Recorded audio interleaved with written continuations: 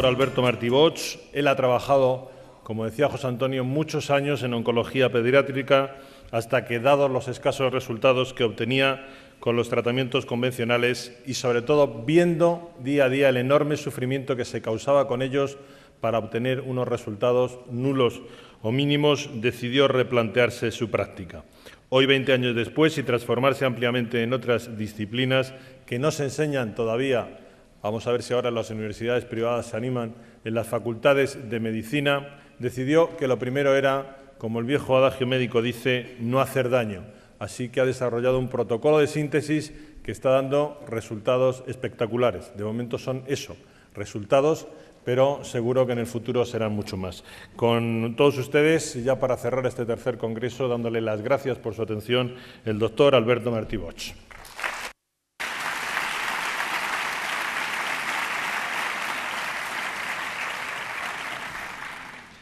Gracias por su cálida acogida. Gracias, Antonio, por tu presentación. Gracias, José Antonio. Gracias a todos los que también hacéis posible este congreso. Y bueno, voy a intentar explicar en 45 minutos lo que es verdad. Se puede explicar en 5. Pero bueno, yo todavía no he aprendido esa técnica. Mi mujer siempre me dice que tengo que aprender a resumir. Bueno, intentaré resumir lo mejor que pueda. ¿En qué se basa el fundamento médico? Bien, en cierto modo es una integración. Como muy bien ha dicho Antonio, a veces parece que hay una controversia de que cuando hablamos de oncología estamos hablando de acidificación, estamos hablando de alcalinización. ¿Quién tiene razón? ¿El cáncer es un problema alcalino? ¿El cáncer es un problema ácido? Los dos planteamientos tienen razón, porque todo va a depender de qué estemos mirando y dónde estemos mirando. El tumor en su interior es alcalino, mientras que en su exterior es tremendamente ácido. Por lo tanto, se genera esa dualidad, acidosis metabólica y alcalosis tumoral. Vamos a intentar explicar cómo se genera este fenómeno, que también esto nos va a permitir abordar la enfermedad y provocar la apoptosis tumoral. Es decir, el motivo del proyecto de trabajo que yo desarrollé inicialmente tenía una finalidad.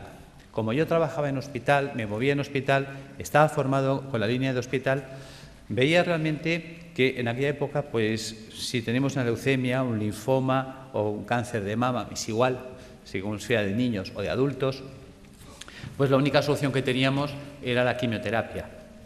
Pero esta realmente resultaba ser una terapia muy dura para el paciente, náuseas, vómitos, pérdida de pelo, en muchos casos hasta se perdían los dientes, se descalcificaban las personas, dolores terribles. Claro, te planteabas cómo conseguir que el niño que estaba en tratamiento, cuando yo estaba en oncología infantil, cómo conseguir que el niño sufriera menos y cómo conseguir también que el tratamiento fuera más eficaz. Es decir, si en lugar de dar 20 sesiones, si lo podíamos solucionar con 10, con 5. Bien, y eso es lo que me llevó a investigar qué podíamos hacer para mitigar la situación del paciente. Entonces me planteé que lo primero que teníamos que hacer era entender, para resolver un problema, lo primero que hay que hacer es entender el problema. ¿Qué es el cáncer? Te dicen, bueno, unas células que se han vuelto malas. Y bueno, sí, pero ¿y por qué? Ayer no eran malas y hoy sí lo son. Algo ha hecho que estas células degeneren, algo ha hecho que estas células se alteren. ¿Qué es lo que hay? Nadie daba contestación. ¿Hay alguna...? ¿No se oye bien en la sala? Es que parecía que había un comentario por el fondo. Bien, volvemos. Entonces, ¿qué es lo que qué es lo que puede hacer que la célula se vuelva mala? Bien. Pasa el tiempo, indagas, te mueves, estudias medicina ortomolecular, estudias fitoterapia, estudias homeopatía, estudias dietética y nutrición, que son cosas que en la facultad no nos enseñan. Tienes que marcharte fuera del país, porque aquí eso no se enseñaba. Entonces, pues bueno, tuve la suerte de ir topando con gente extraordinaria, como fue Brillinger, el grupo de Hofer, estuve con Demar, Saint-Jean, en Francia, en Austria, estuve en Holanda con Oswald, estuve en Manchester con Norman Eddy, pude estar en Houston con el grupo de John Stiles, Will Spark, Denis de Lucas. Toda esta gente me fue abriendo un campo de posibilidades y una visión de la enfermedad. Con todo ese bagaje de contactos y conocimientos, pues entonces nos planteamos montar ya un proyecto. Yo estaba en la universidad haciendo prácticas de histología y me hizo gracia que muchas veces hacía extinciones y a unas salían artefactadas y otras no.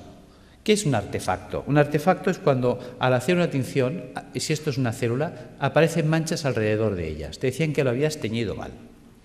Y en cambio otras salían perfectas, solo se teñía la célula y el entorno no.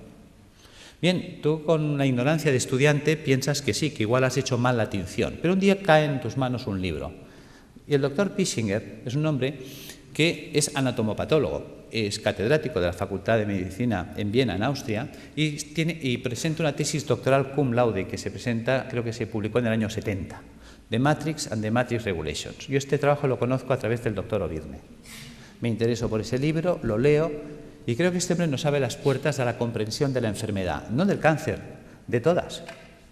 Este hombre nos plantea que la enfermedad empieza alrededor de la célula, no en la célula. Es el entorno celular el responsable de que la célula se altere.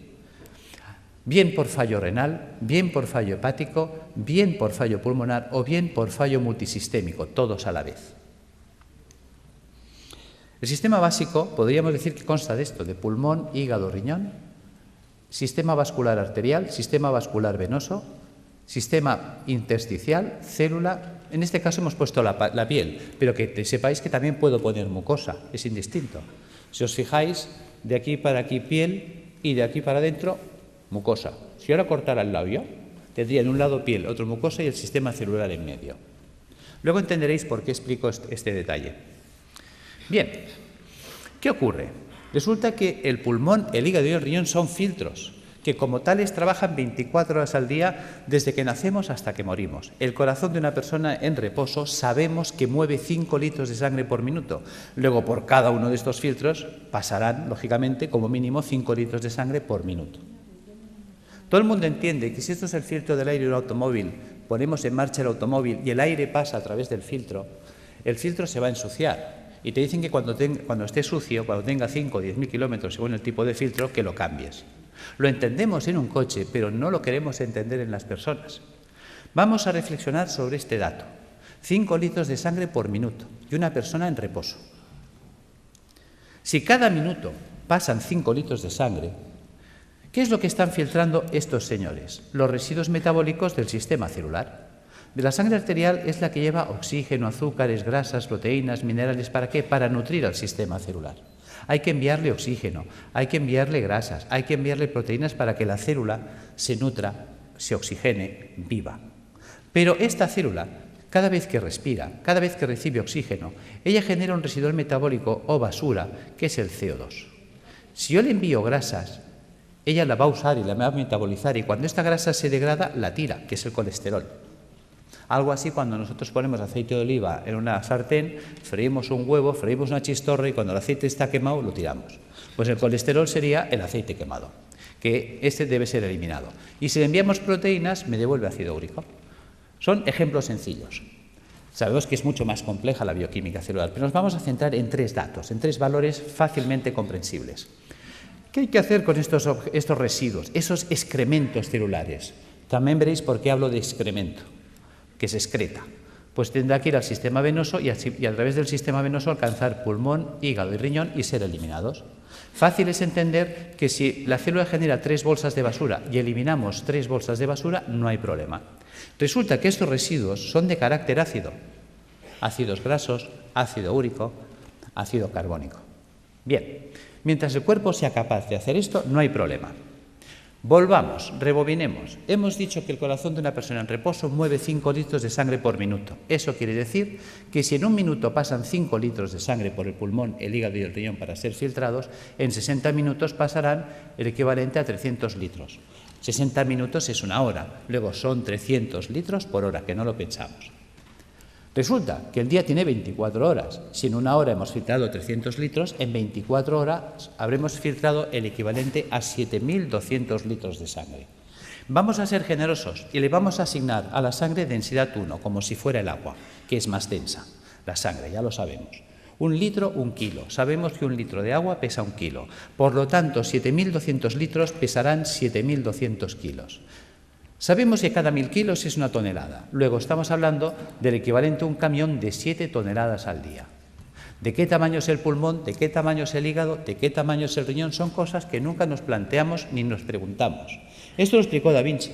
Da Vinci es un hombre que hace un trabajo de anatomía, estudia el cuerpo humano y aprovecha para comprender el cuerpo humano. Porque una de las preguntas que se hacía él era saber qué definía el cuerpo humano, dónde residía el equilibrio, la proporción del cuerpo humano. Y la encuentra en el puño.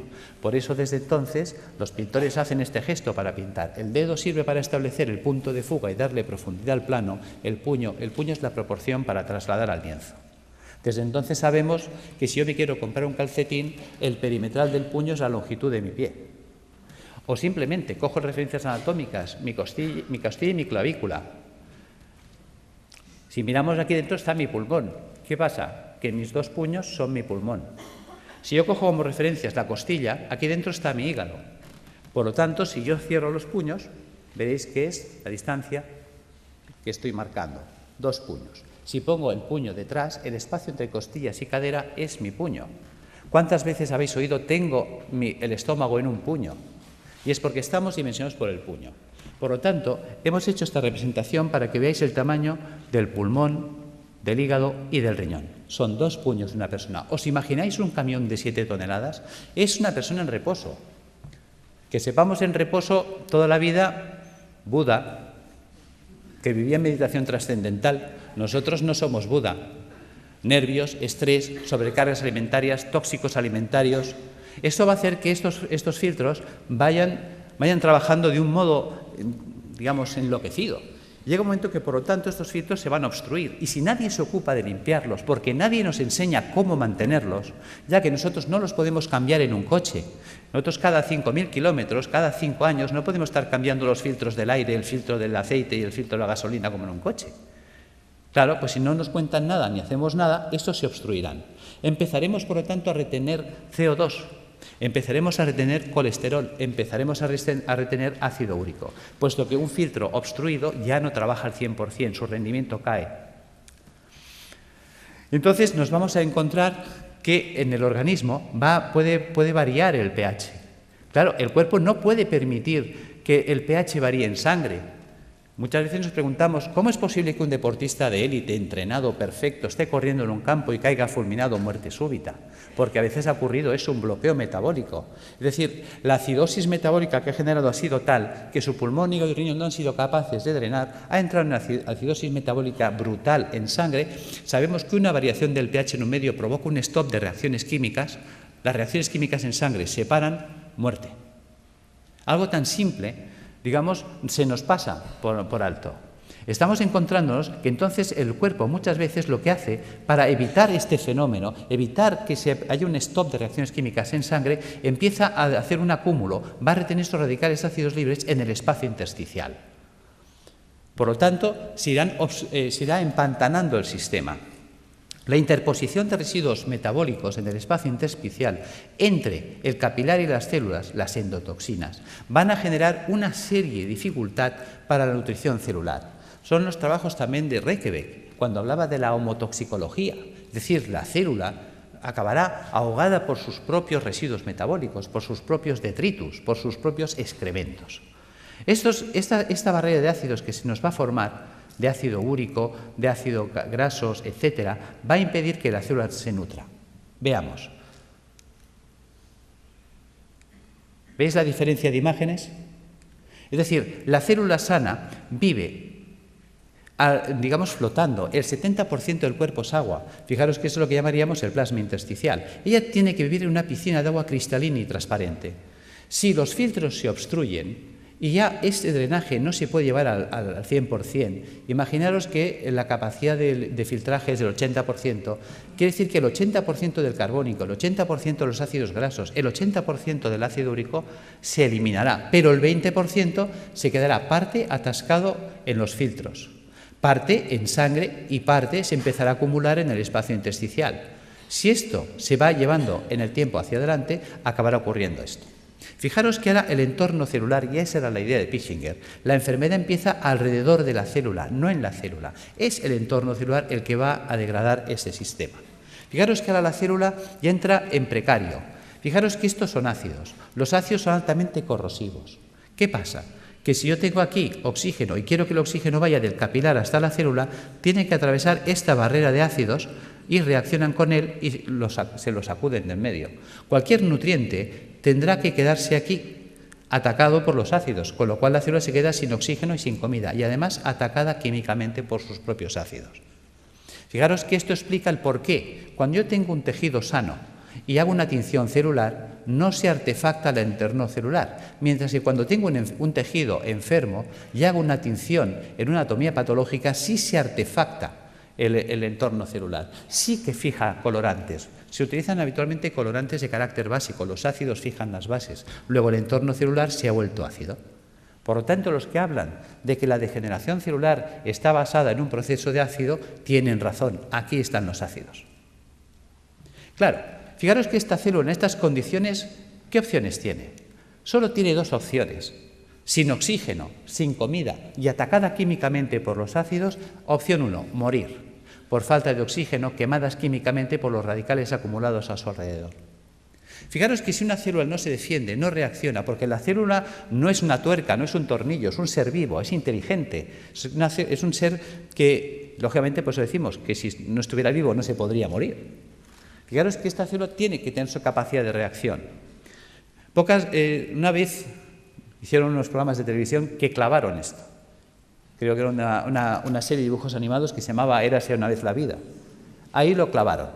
Las células son los ciudadanos del cuerpo, los órganos, los edificios donde viven los ciudadanos. Arterias y venas, calles y avenidas, por donde transportamos los alimentos, por donde recogemos las basuras. Los nervios, el tendido eléctrico, las líneas de teléfonos, el sistema nervioso central, el ayuntamiento.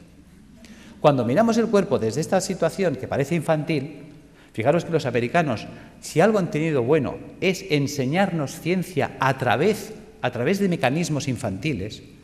Pues, ¿por qué no aprovechar ese sistema que es altamente didáctico? Y tendremos una comprensión mayor de la enfermedad. ¿Qué pasa si las células se mueren? Imaginaos que una célula no se defiende, no reacciona. Se queda en ese medio y dice, bueno, pues me muero, esto ya se acabó. ¿Veis? Si se mueren las células del cerebro, porque esto está pasando en todo el cuerpo, entonces me quedaré sin células cerebrales, Alzheimer. Si se me mueren las células de la base del cerebro, Parkinson. ¿Veis? Fijaros que aquí tengo un cable en la mano. Por todos sitios hay cables. Los cables tienen un forro de plástico. Los cables conducen los impulsos eléctricos que en estos momentos nos permiten la informática, la luz, todo. En el cuerpo los nervios conducen todos los impulsos eléctricos y electroquímicos. Pero están forrados de la vaina de mielina. La vaina de mielina sería el plástico. ¿Qué pasaría si yo echara un chorro de ácido sobre los plásticos, sobre los aislantes de los cables? Que el ácido haría una acción corrosiva sobre el plástico. El cable se cortocircuitaría, pero dejaría de conducir. ¿Qué pasa si resulta que los nervios que me están uniendo a esta célula con el cerebro, la mielina es atacada por los ácidos que hay a su alrededor? Se degrada la mielina. Sin mielina hago una enfermedad desmielinizante, esclerosis múltiple, esclerosis lateral amiotrófica, esclerosis en placa. Pissinger fue un genio. Nos hizo entender las enfermedades. ¿Veis? ¿Qué pasa si la célula, imaginaos que aquí ponemos piel y aquí le ponemos un pezón? ¿Veis? Esto es una célula del pecho. Imaginaos que esta célula se muere. ¿Veis? Un tejido con células muertas es un tejido fibroso. Hablaremos, por lo tanto, de fibromas. ¿Ves? Fibroma mamario, fibroma uterino, fibrosis prostática. ¿Ves? Que el fibroadenoma a nadie le preocupa. ¿Por qué a nadie le preocupa? Es un fibroma. Pues porque un fibroma son células muertas y las células muertas no matan. Fijaros cómo somos. Vemos el problema, pero no estamos siendo capaces de valorar la trascendencia del problema. ¿Ves? Mientras tanto, si se mueren las células del pulmón, amigo, fibrosis pulmonar, fibrosis hepática si se mueren las del hígado, fibrosis renal si se mueren las del riñón. Y fíjate que decimos fibrosis pulmonar de causa idiopática. ¿Y por qué hablamos de causa idiopática? Porque estamos acostumbrados a que si no hay bichito no hay causa. Entonces tiene que haber el bichito. Y si no encontramos la bacteria de turno, el hongo de turno o el virus de turno, entonces no sabemos por qué se ha fibrosado el pulmón. Y es tan sencillo como esto.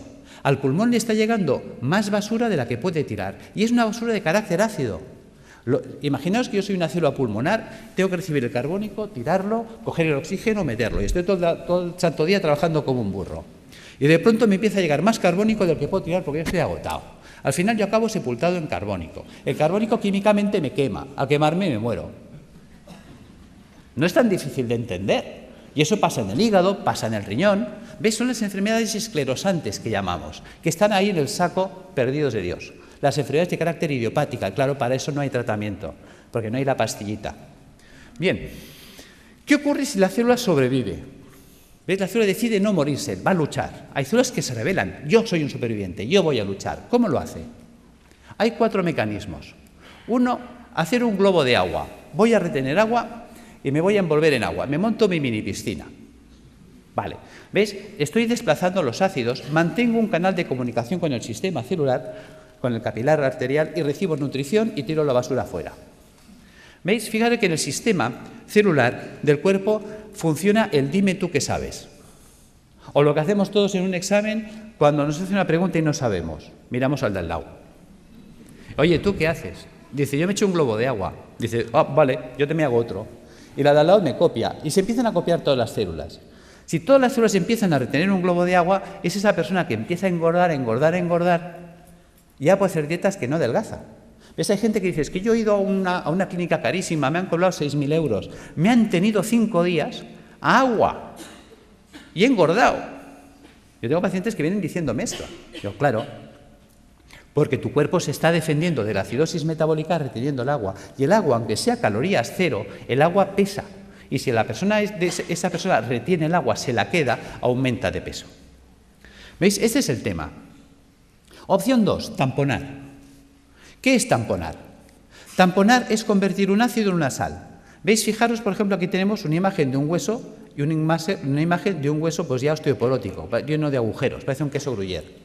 ¿Veis? Yo tengo ácido clorhídrico, que es un ácido terrible. Yo podía hacerlo reaccionar con hidróxido sódico. Con el OH del hidróxido sódico y el hidrogenión del clorhídrico, puedo formar H2O. Y con el cloro y el sodio, cloruro sódico. ¿Veis? He convertido el ácido clorhídrico en cloruro sódico. Fijaros que si yo tengo una jarrita de ácido clorhídrico y dejo caer un chorrito en la mano, tal como cae el chorrito, me perfora la mano más rápida que un Black & Decker. Lo sabéis. Es terriblemente corrosivo. Mientras que yo puedo coger la sal, el cloruro sódico a puñados y soltarlo y no pasa nada. Por lo tanto, el cuerpo hace lo mismo. Quitarle a Juan para darle a Pedro. Cuando un tejido vital entra en compromiso, ¿qué hace el cuerpo? Sacrifica una estructura para mantener viva otra. Entonces, si yo tengo ácido úrico en el espacio intersticial, ¿qué puedo hacer? Pues empezar a robar minerales de los huesos. Si tengo ácido úrico, formaré urato sódico. Si tengo ácido palmítico, palmitato sódico. Si tengo ácido carbónico, carbonato cálcico. ¿De dónde puedo robar calcio y sodio?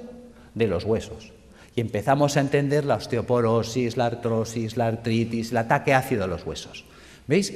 Y aparecen entonces calcificaciones en los tejidos blandos. Uy, tienes calcificaciones en la mama, tienes calcificaciones en el pulmón. Fíjate que el cuerpo nos está avisando. Te está diciendo que el siguiente paso, ¿cuál va a ser? ¿Ves? Nos queda un paso que es el drenaje.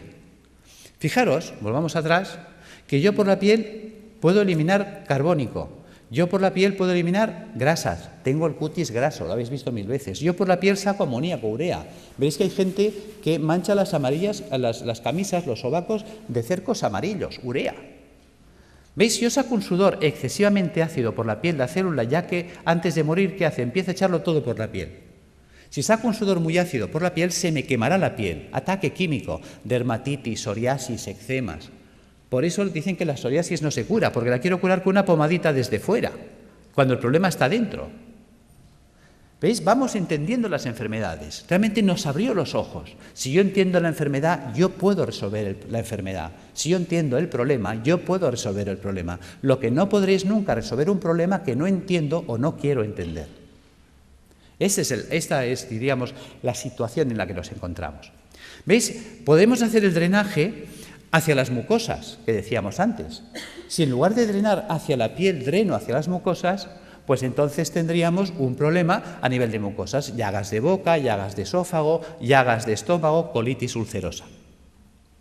Claro, la gente dice, oye, ¿y por qué hay gente que drena por la boca y otros drenan por el colon y otros drenan por el estómago u otros drenan por la piel? Porque el cuerpo, hemos dicho, que es como una ciudad donde el sistema nervioso central es el ayuntamiento. Ejemplo. ¿Veis? Creo que hubo una época en la que Madrid tenía un conflicto de basuras. Y entonces se reúne el Cabildo y decide montar pues un vertedero de las basuras de Madrid, creo que fue en San Sebastián de los Reyes. Pregunta, ¿qué ciudad se contaminó? Respuesta, San Sebastián de los Reyes. Claro, llega un momento que la gente de San Sebastián de los Reyes está hasta aquí de la basura de Madrid.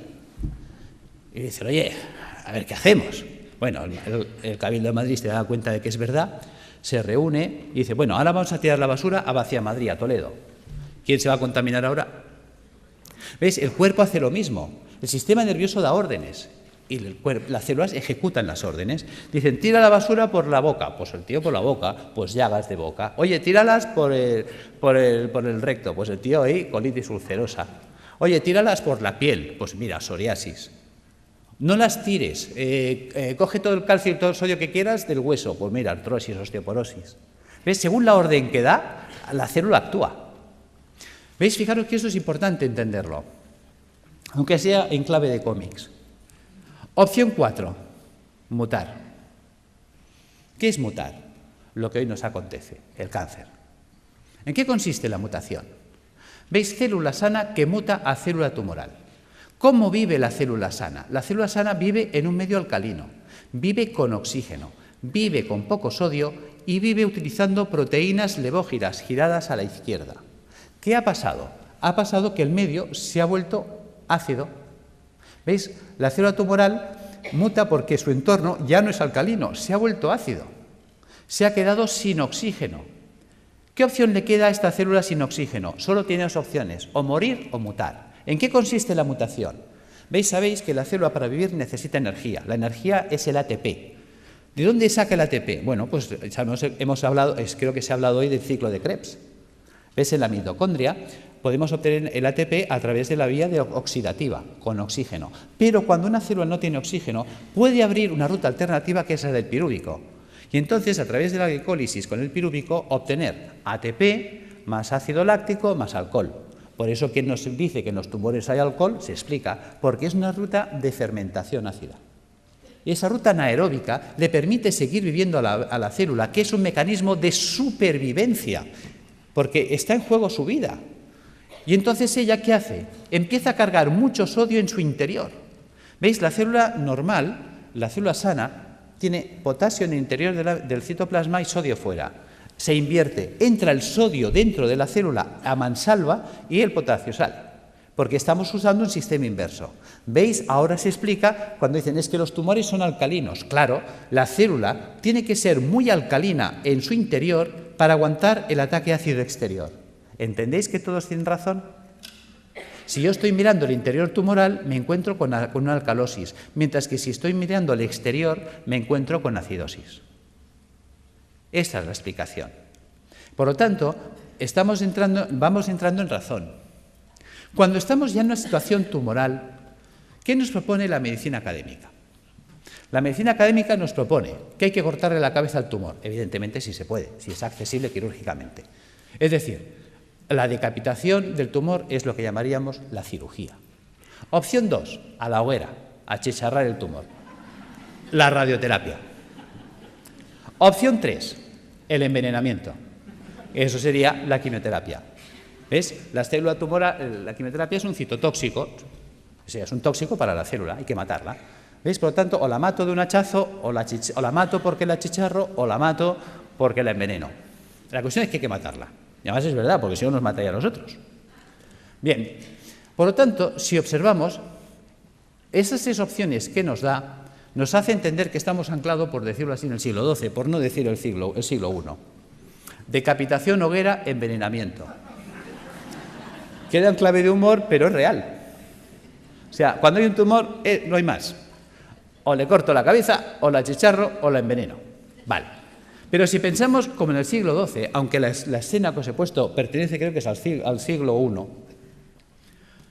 nos encontramos que si pensamos como en esa época, nos queda una cuarta vía que la estamos olvidando. ¿Qué podían hacer con un enemigo difícil de batir? El asedio. ¿Os acordáis? Numancia. Le quitamos el agua, le quitamos la comida, y sin agua, sin comida, esperar, que se muere solito. Bien, eso sería la apoptosis. ¿Cómo acorralar el tumor? Pues alcalinizando al paciente, puesto que el paciente ya que está muy ácido y el ácido me está desencadenando el problema, vamos a alcalinizarlo. Resulta que sabemos que la célula tumoral para poder vivir necesita mucho sodio. Resulta que al paciente hipertenso le decimos come sin sal, al paciente cardiópata le decimos come sin sal, al paciente que está mal del riñón, al nefrópata le decimos come sin sal. Pues digamos al oncológico que coma sin sal, puesto que la célula tumoral necesita mucha sal para ser muy alcalina en su interior. Si le quito la sal, lo hago polvo. Luego, utilizar enzimas proteolíticos de acción selectiva. ¿Qué es un enzima proteolítico de acción selectiva? Una enzima que destruye proteínas, pero no todas. ¿Cuáles? Las dextro. Resulta que la célula tumoral, para vivir, ha tenido que desarrollar un tipo de proteína que es la dextro. Fijaros que en el cuerpo todos los aminoácidos son L-metionina, L-cisteína, L-arginina. ¿Por qué? Porque nuestras proteínas son levo, pero las proteínas levógiras son estables en un medio alcalino, en un medio ácido no son estables. Luego necesito una proteína estable en un medio ácido, la dextrógira. Vale, pero si yo pongo a circular enzimas proteolíticos de acción selectiva que destruyan a esa proteína, ¿ves? Ya le he quitado el sodio, le he quitado la comida, le quito los ácidos. Y luego resulta que la célula tumoral, al volverse anaeróbica, se vuelve vulnerable al oxígeno. El oxígeno es tóxico para las células anaeróbicas, las mata.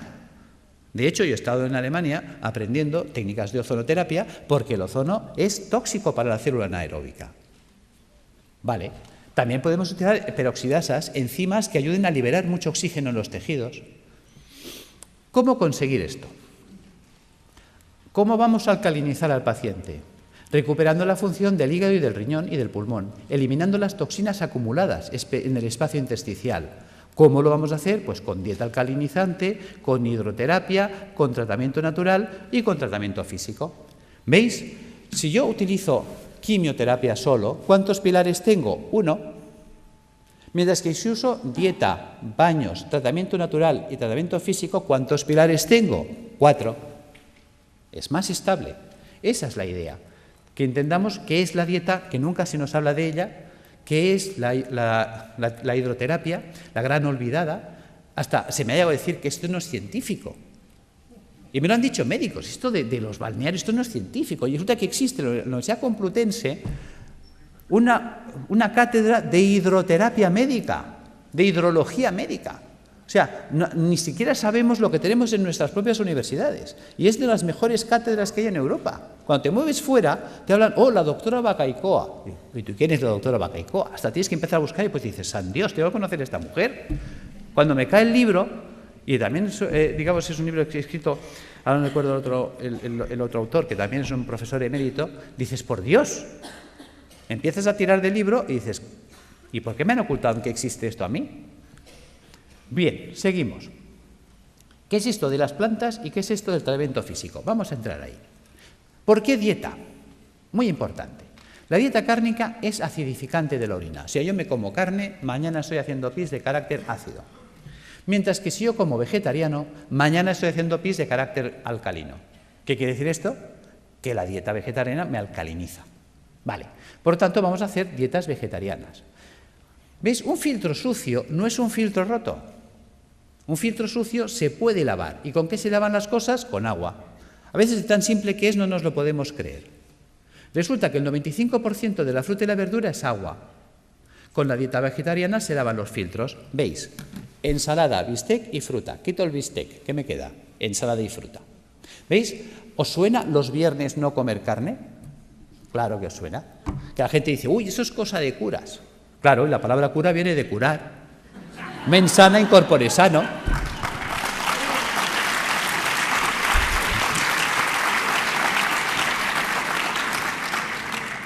Claro, ¿qué ocurre? Que cuando las cosas gracias, pero bueno, es para romper un poco el ritmo porque estaréis cansados y dormidos. Claro, ¿qué ocurre? Claro, la gente lo relaciona con los curas, pero con la parte mística. Claro, la gente dice, ¿y esto de dónde lo han sacado los curas? Vas tirando del libro y los curas lo sacaron de un médico, Galeno. ¿Ves? Yo me acuerdo cuando empecé la carrera de medicina, fue la época que se rompieron los números clausus y entraron 3.000 personas a la universidad. Dijeron, ¡hala! Puertas abiertas, que entre todo el mundo y que sea un curso selectivo. Y estábamos 3.000 en primero de carrera. Y entonces había una asignatura opcional, optativa, que se llamaba Historia de la Medicina. ¿Sabéis cuántos se apuntaron a esa asignatura de los 3.000 que estábamos en primero? Nadie más. Con lo cual me fue genial, porque tuve un catedrático, clases particulares para mí solo. Y ese hombre, que fue el doctor Felipe Cid, al cual le tengo un recuerdo maravilloso, me dijo: te voy a citar una frase de Napoleón para empezar tu formación en historia de la medicina. Hay de aquel pueblo que olvida su historia porque está condenada a repetirla. Tenía razón. Y luego me citó otra frase de Oppenheimer. Decía: solo tiene futuro aquel que investiga en el pasado, porque investigando en el pasado se puede redescubrir el futuro. Tiene miga. No dijo descubrir, dijo redescubrir. ¿Veis? Nuestros abuelos nos decían: está todo inventado. Y era verdad. ¿Por qué me remito a Galeno? Galeno fue aquel médico que dijo: vale más prevenir que curar. ¿Cómo llega a esa conclusión Galeno? Porque Galeno fue el médico de los 3 nos. ¿Ves? En la época de Galeno te inscribías en la facultad, por decirlo así, el 15 de septiembre y el 30 de septiembre ya eras médico. Ya está. Y como la ignorancia es atrevida, ¡hala!, todos a ejercer. Claro, también hay que saber que en aquella época, con que supieras si el paciente hacía de vientre negro, qué malo. Si hacía rojo, mira, a lo mejor puede ser un hemorroide, ¿no? Si vomitaba verde, tranquilo. Como vomitara rojo, aburem, ¿no? Y si se vomitaba negro, dalo por muerto. Ya está, ya eres médico. O sea, porque claro, no había nada. ¿Cuáles son los 3 grandes nos de Galeno? Él sale, se sienta, como hombre sabio que fue, y por eso nos acordamos de él, y dice: primer no sé medicina. Con lo que me han enseñado no sé nada. Segundo no tengo medicamentos, no existían, los inventó él. Tercer no, si no sé medicina y no tengo medicamentos no puedo curar, obvio. Claro, ¿qué hace Galeno? A Galeno le enseñan la medicina hipocrática. Hipócrates había dicho otra cosa. Hipócrates dijo: que tus alimentos sean tus medicamentos, que tus medicamentos sean tus alimentos. Y se queda tan pancho. ¿Por qué dice esto? Porque él observa cosas curiosas. En aquella época la gente vivía muy asilvestrada, todos vivíamos en el campo, muy silvestres, y encima vivíamos con vacas y ovejas, y sinceramente el ser humano tiende a copiar y a hacer lo que hacen los demás animales. ¿Ves? Que además es curioso, tiene relación con la historia de la medicina y la historia del medicamento.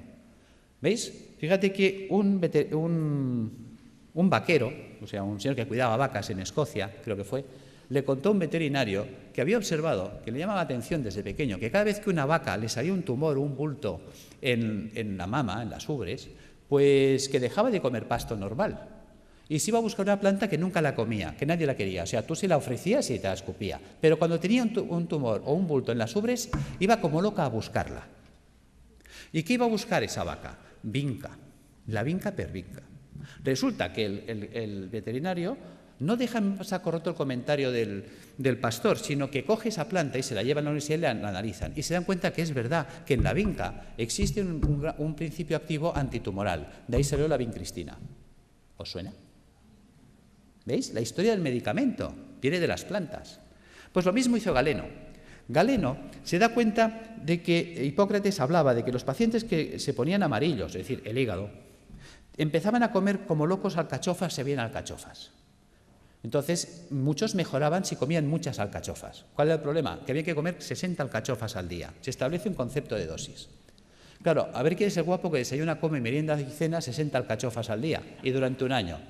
O sea, cuando le recomendabas a un paciente que hiciera eso, o que si estaba mal del riñón se comiera 60 cebollas, pues cogían el cesto, se iban a ver a Hipócrates y decían: mira, tío, que lo dejo, que me da igual, que yo me muero. Segundo problema que había: pues si se acababa la temporada de alcachofas, ¿qué hacemos? Pues a Galeno se le enciende la bombilla. Galeno se da cuenta que la planta seca conserva lo que él llamaba el espíritu curativo de la planta, que es lo que conocemos como principio activo, y que la planta seca quedaba reducida al 5%, que esa planta seca se podía hacer polvo, se podía poner en un cilindro y con un pistón se podía machacar. Y la podía comprimir. Acaba de inventar el comprimido. Y en un comprimido le atizaba 10 alcachofas, con lo cual si te daba 2 comprimidos de desayuno, comida y cena, eso funcionaba.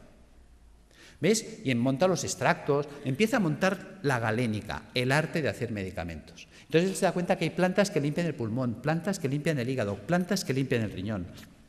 Entonces, si hago una dieta eminentemente hídrica, la cura de aguas, que os suena, y le ponemos plantas que limpian el riñón, plantas que limpian el hígado, ¿ves? Por ejemplo, una cola de caballo, un té verde, una arenaria, o pongo una alcachofera, un diente de león, un boldo, o pongo una planta que me limpia el pulmón, el tomillo, el gordolobo, el llantén. ¿Veis? Hagámoslo simple, va, voy a coger té verde, alcachofera y tomillo. ¿Veis? Ya tengo la fórmula de las plantas que me van a limpiar los filtros. Si le paso agua y jabón, se limpiará más rápido. Claro, si encima le cojo los trabajos de Demetrier con los oligoelementos, me meto en los trabajos de, digamos, de eminentes investigadores en el mundo de la ortomolecular, vitaminas, enzimas, las acciones que tienen, vamos a mejorar la actividad y la funcionalidad de estos órganos, con lo cual el drenaje de los ácidos se va a activar. Me voy a remitir también a Galeno. Galeno se da cuenta de la importancia de los baños termales. Fijaros que en aquella época habían las termas romanas. ¿Ves? Galeno establece un sistema de dieta a la gente que venía a su consulta. ¿Ves? En las casas romanas, en los domus, había el vomitorio. La gente se levantaba, comía y se iba a vomitar para seguir comiendo, hasta que reventaban. Y cuando llegaban a Galeno, él en sus textos lo decía. El paciente me llega gordo, seboso, sudoroso, con un sudor repelente, un fétor vomitivo y unas deposiciones putrefactas. Decía, está podrido por dentro. Y además decía, huele a cloaca obstruida, que los romanos tenían alcantarillas, o sea, ya sabía lo que se decía él. Fijaros, por lo tanto, decía, hay que desatascar la cloaca, es decir, todo el tubo digestivo. Entonces, él, por un lado, se da cuenta de la función del agua. ¿Cómo funciona el agua? El agua termal nos vamos entendiendo ya por qué funciona.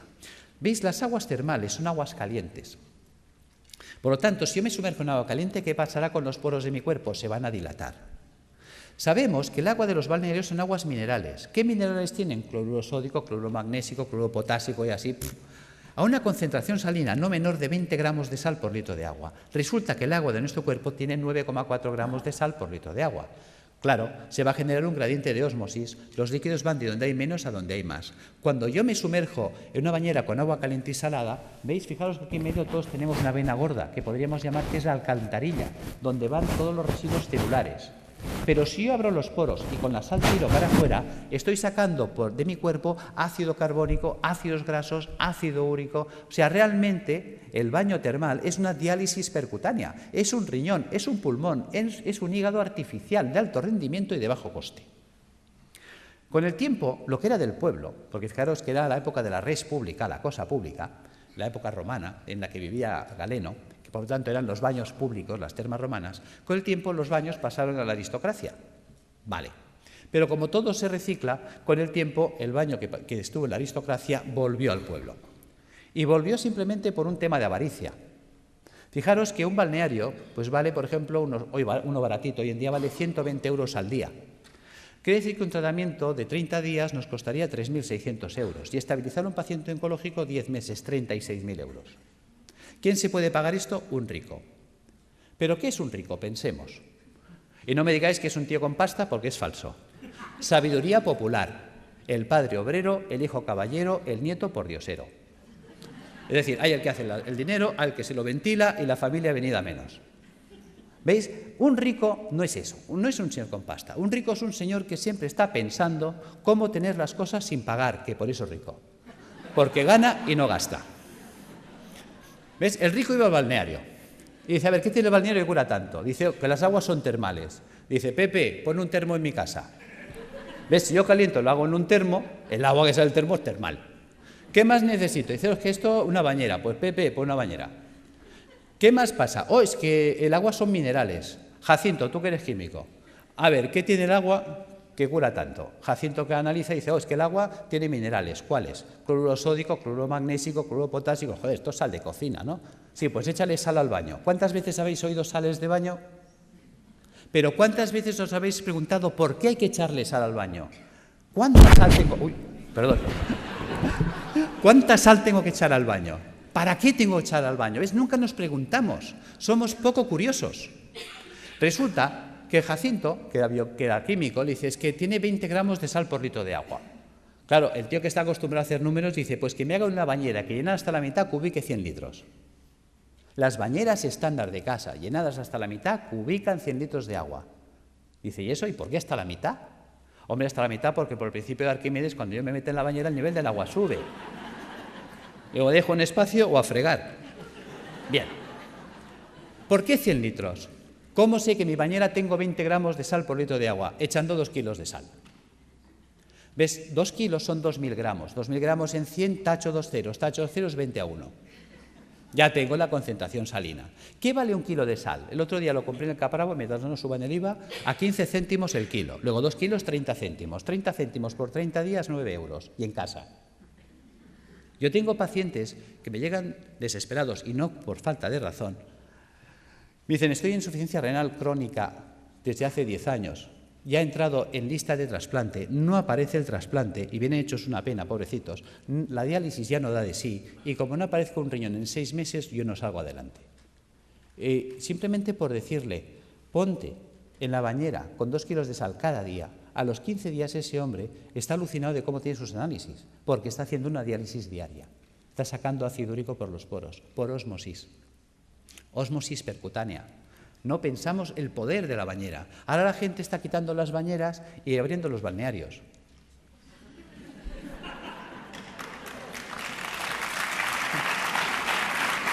Bien, gracias. Seguimos. Ya entendemos para qué la bañera, ya entendemos para qué una dieta hídrica. Hay mucha gente que me dice, Alberto, ¿hay que ser entonces vegetariano? No, tampoco. Y a ver, cuéntame esto, si me dices que la dieta vegetariana es buena. Bueno, es que una cosa es que la dieta vegetariana sea buena y otra cosa es que tengamos que ser vegetarianos. ¿Ves? Una vaca es vegetariana. ¿Por qué? Ella solo come vegetales. ¿Por qué? Porque puede. La vaca tiene 4 estómagos, panza, bonete, librillo y cuajar. La vaca puede hacer 4 digestiones al mundo vegetal. Por eso la vaca consigue el 100% de los nutrientes del mundo vegetal. ¿Cuántos estómagos tenemos nosotros? Nosotros tenemos un estómago. No podemos ser vaca. Nos falta tecnología digestiva. Es así de sencillo. ¿Ves? Hay gente que dice que yo sí, puede sobrevivir, porque el cuerpo está adaptado a sobrevivir, pero no a vivir. ¿Ves? Hay herbívoros, hay omnívoros y hay carnívoros. Nosotros somos omnívoros. Pero eso no quiere decir que nos venga bien un día a la semana limpiar. Fijaros, los reyes inventaron la bula para comer carne los viernes. Los reyes no lavaban los filtros. Pregunta, ¿de qué se morían los reyes? Los reyes se morían de gota, de ácido úrico. ¿Ves? Los ácidos son los que nos matan. Si a mí se me tapa el riñón, yo no podré eliminar el ácido úrico. El ácido úrico me va a corroer los huesos, un dolor terrible, y me va a corroer el sistema arterial por dentro y venoso. Al final me muero de una hemorragia urémica. Fijaros, perforación de las arterias, muerte. Si a mí se me tapa el hígado, no podré eliminar el colesterol. Si no puedo eliminar el colesterol, se me acumulan las arterias, se taponan, infarto, muerto. Si a mí se me tapa el pulmón, no podré eliminar el CO2. El CO2 se me acumula, ya sabéis, es citotóxico, muerto. Los ácidos nos matan. Tan sencillo como esto. Entonces, si añadimos esto a la dieta hiposódica, ¿que cómo afecta esta dieta a la célula tumoral? La célula tumoral necesita mucho sodio para alcalinizar su citoplasma y poder así contrarrestar el ataque ácido externo. Si se queda sin sodio, no puede hacerlo. Y entonces el propio ataque ácido también la puede matar. ¿Cómo matar de hambre a la célula tumoral? Utilizando enzimas proteolíticos de acción selectiva que destruyen solo proteínas extrógenas. Ese fue el pecado de Chacón, encontrar enzimas que destruyen esas proteínas y mata de hambre a la célula, que es inocuo para el sistema, puesto que solo destruye proteínas dextrógenas que solo afecta a la colonia de células tumorales. La célula sana que no ha mutado, como ella sigue tirando de proteínas levógenas, a ella no se entera, no le afecta. ¿Cómo hiperoxigenar los tejidos? El simple drenaje de toxinas, por el simple drenaje de las toxinas, hará que llegue oxígeno a los tejidos. La ozonoterapia, habéis visto algunos muy buenos resultados. Y suministrando al paciente enzimas hiperoxidasas, que también van a mejorar muchísimo. Y aquí están los trabajos con el peróxido de fenilglioxal, que en su día funcionó, de don Gregorio Ramón Cebrián, creo que se llamaba, el doctor Javier López Garcés, hicieron unos trabajos extraordinarios con las peroxidasas. Y yo las uso, funciona muy bien. Tratamientos físicos, claro que sí, la acupuntura, la osteopatía, la quiropraxia, la magnetoterapia, todo esto nos va a ayudar a reequilibrar todos los sistemas bioenergéticos del cuerpo. ¿Qué ha pasado con toda esa acción que hemos desarrollado? Pues que la célula tumoral, su entorno ya no es ácido. A la célula tumoral le llega oxígeno, que es tóxico para las células. anaeróbicas o tumorales. Se queda sin sodio y se queda sin proteínas dextrógiras. Traducido, la célula sana conserva íntegra toda su ruta metabólica, todo lo que ella necesita para vivir, mientras que la tumoral se la hemos quitado. Algo así como si yo tengo una célula que se ha adaptado a vivir en agua dulce, un pez que se ha adaptado a vivir en el agua dulce, y cojo ese pez y lo pongo en el mar otra vez. Ese pez de río en el mar se va a morir, aunque esté en agua, porque el agua es distinta. No es su ecosistema. Nos estamos cargando directamente el ecosistema de la célula tumoral, y eso nos conduce a la apoptosis. Sin sodio, sin proteínas dextrógiras, sin ácidos y con oxígeno en el medio, la célula tumoral no puede vivir. Fijaros que yo puedo alcalinizar con bicarbonato sódico, claro que sí. Que podemos estar debatiendo si es un hongo el que desencadena el sistema o es un sistema que se ha acidificado y ha generado las condiciones para que esto suceda. Yo me inclino por lo segundo. ¿Veis? Fijaros, vamos a pasar estas dos imágenes. Las imágenes hablan por sí solas. ¿Veis? La célula normal tiene que vivir en una piscina de agua cristalina y transparente. Mientras que si nosotros no hemos cuidado, porque nadie nos ha hecho entender la importancia de comer un día a la semana vegetariano, de bañarnos un día a la semana en agua con sal, de tomar plantas depurativas que nos ayuden a tener limpios los filtros, mira qué fácil es. ¿Ves? Si nosotros desde pequeñitos acostumbramos a nuestros hijos a bañarse en la bañera con 2 kilos de sal, a comer vegetariano un día a la semana y a tomar una infusión de alcachofa, tomillo y té verde, esto estaría funcionando limpio toda la vida. Y entonces estaríamos siempre en estas condiciones. ¿Veis? Fijaros, si yo no limpio esto, ¿qué pasa? Que ahora esta célula que tendría que estar viviendo en una piscina de agua cristalina y transparente, ahora tiene que vivir en una piscina de aguas fecales, sus propios excrementos, porque a lo que hemos comentado antes, ¿veis? A esto, al ácido carbónico, al ácido graso y al ácido úrico le podemos llamar el excremento celular. ¿Por qué le llamamos excremento celular? Vamos a ver. Si nosotros comemos, ¿qué hacemos? Caca. Y si nosotros bebemos, ¿qué hacemos? Pis. Pues si la célula come, hace caca, y si la célula bebe, hace pis. Esto es el pis y la caca celular. Si nadie se la recoge, la pobre célula tiene que vivir flotando en aguas fecales. Y mientras el agua no llega aquí, todos tranquilos, y diciendo, y no hagan olas, pero como la cosa empieza a subir, lo entendéis. ¿Veis? Posibilidades de que esta célula se infecte en una piscina de aguas fecales. Es como si tú tienes un hijo y tienes 2 piscinas, una de agua limpia, cristalina, transparente y tratada y una fosa séptica llena de aguas fecales. Y le dices al niño, ¡hala niño, haz aquí 4 piscinas en la fosa séptica! Se te muere el niño. Lo entendemos en ese ejemplo y no lo queremos entender aquí. Es algo tan gráfico como lo explicó Pischinger, es algo tan genial que dices, Dios mío, y tan simple de poder llevar al paciente a estas condiciones, que las cosas van a ir mucho mejor. Fijaros que todo vale incluso. Ya sé que José Antonio hasta me puede tirar el zapato, porque claro, cuando empezó mi trabajo, ¿cuál era el problema? Mi problema era que yo... Uy, perdón, ¿qué he hecho? Perdón. Vamos ya al fondo. ¿Cuál era el problema? Yo estaba trabajando con quimioterapia cuando empezó mi proyecto de trabajo. Y claro, no entendía cómo era posible que la quimio no funcionara si in vitro funcionaba. Y un día, cuando leo este trabajo, se me enciende la bombilla. Vamos a ver, supongamos que me viene un abogado ahora y me dice, Alberto, acabas de heredar una finca de la tía Carmeta en Tarragona. Pues vale, pues muy bien. Hombre, qué alegría, qué pena por la tía Carmeta, claro, pero también qué alegría por la finca. Son 600 hectáreas. Dijo, Dios, te vas ahí y dice, pero yo soy médico. Hala, me cojo un ingeniero agrónomo y me lo llevo para allá. Dice, a ver, tú ingeniero, ¿esto sirve para algo? Dice, hombre, está abandonada, está ruinosa esta finca, lleva 30 años que nadie la ha tocado, está silvestrada. ¿Pero vale o no vale? Dice, pues aquí cebada la que quieras. Dice, bueno, pues ponla en marcha.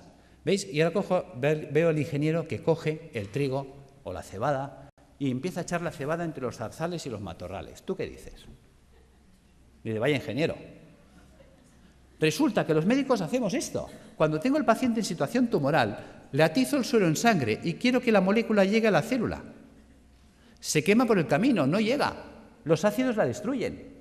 Entonces tengo mucha toxicidad y poca efectividad. Claro, cuando limpias el sistema, si tú ahora pones la quimio en sangre, ¿cuánta quimio llega? Toda. Manda huevos, que decía Trillos. Claro, con este sistema, ¿qué pasa? ¿Ves? La célula sana está harta, ha comido, está bien alimentada, ella no tiene hambre. Resulta que la que tiene hambre es la tumoral. Luego es mucho más sensible y por eso veíamos que pacientes que necesitan 20 o 30 sesiones, en 3 o en 4 entran en remisión completa. Ahí está la gracia. Es decir, que tampoco obliga a renunciar a nadie porque el miedo es muy fuerte y si dejo el hospital, ¿qué me pasa? Que no te pasa nada, tío. O sea, que conseguimos que los pacientes tolerasen mejor. Pero es que estamos viendo cosas sorprendentes. Yo ahora he estado en Calcuta con los doctores Banerjee y ya el año pasado estuve con ellos en la Facultad de Medicina y me interesé muchísimo por sus trabajos. Llevo 20 años trabajando con homeopatía y yo la utilizaba como para tratar el terreno, para desintoxicar el sistema, que son los trabajos de Reykjavik, que todo eso me ha ido muy bien. Pero cuando he puesto en marcha los protocolos de Banerjee, sorpresa. Una sorpresa preciosa ha sido un caso clínico, y con eso cierro, de una chica joven de 31 años que viene a mi consulta el mes de mayo, en muy malas condiciones. Esta chica, pues le detectaron un tumor cerebral estando embarazada de 34 semanas. Entonces se le ponen anticonvulsivantes, antiedematosos, se le hace cesárea, se salva a la criatura, se le opera, se le quita el tumor cerebral en la medida que se puede, ya sabéis que siempre se hace lo que se puede, no la limpieza total nunca es posible. Se revisa y le encuentran en la revisión general que tiene metástasis en ambos pulmones, metástasis hepáticas, las cadenas ganglionares torácicas invadidas, todo el sistema linfático abdominal invadido, metástasis óseas, metástasis musculares.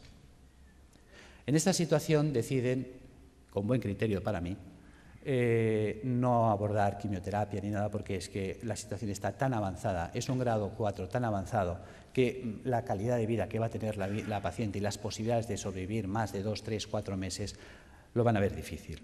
Entonces deciden tratamiento paliativo y nada más. En estas condiciones llega la consulta y pones en marcha todos estos dispositivos. Y además asocias los protocolos de Banerjee, le pones Rutagraph y más calcárea fosfórica para atender el campo cerebral, el Calicarbonicum para atender el pulmón, el Hydrastis canadiensis para atender la carcinomatosis difusa, el Zinfitum y el Hipericum para las metástasis óseas. Sorpresa. Resulta que al mes viene muy mejorada la mujer. En el mes de julio se le pide pruebas y se las hacen el 13 de julio. Y en el 13 de julio le observan, después de 2 meses y medio de tratamiento, que las metástasis pulmonares habían desaparecido, las metástasis hepáticas desaparecidas, las lesiones ganglionares en remisión completa, la lesión tumoral ni rastro cerebral desaparecida y las lesiones metastásicas de huesos y de músculos reducidas en un 50%. Esta mujer la volvemos a ver en septiembre, el estado general actual es increíble. Realmente está evolucionando muy bien. Ha sido catalogada de remisión espontánea. Y decimos...